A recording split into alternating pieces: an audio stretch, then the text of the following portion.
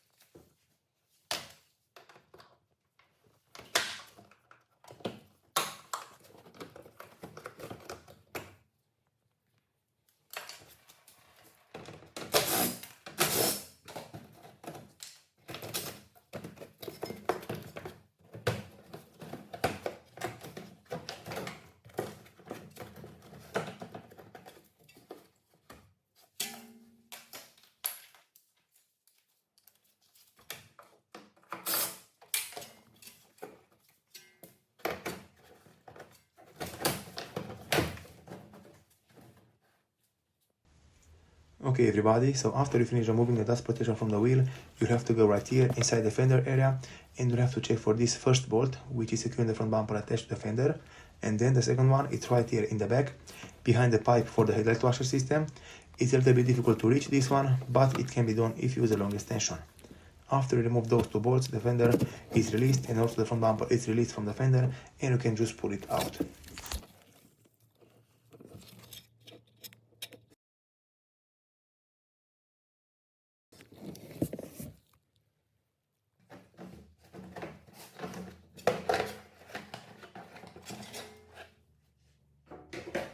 Very good everybody, so after you finish removing the dust protection from the wheel, make sure to disconnect this cable from right here.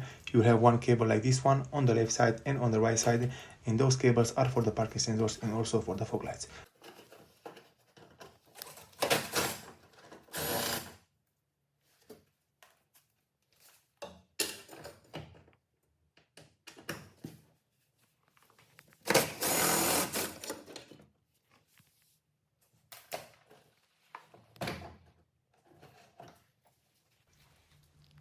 Alright everybody, so as you can see on the right side of the vehicle, the front bumper is disconnected. This is how everything is looking. All the clips are out, the front bumper is removed from the fender. And from here, the next step which I'll have to do is to go on the other side. I'll have to follow the exact same process, the exact same steps. I'll have to disconnect the exact same screws and the connectors because everything is similar from one side to the other. So you don't have to worry about anything. Just follow the exact same process on both sides, and after that you have to remove the bolts from underneath the front bumper, and then you can just pull the bumper out from the vehicle.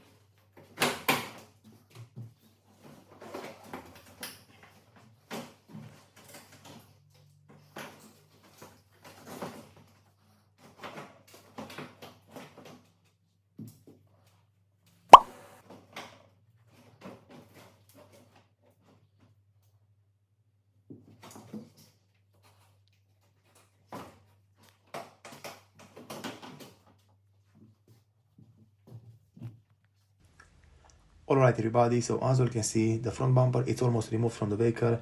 In my case, I'm not going to disconnect it completely, because if I want to remove it completely from the vehicle, I'll have to remove the pipes for the headlight washer system. And if I disconnect the pipes, the headlight washer fluid will leak and it will come out from the vehicle. In my case, I don't want to remove it completely because I don't have to. I can just remove the headlights from here, from this position. But for example, in your case, if you want to remove it completely, you have to push the plastic clip down on each side of the headlight washer system. You have to push it down and you have to pull out the pipe from the connector.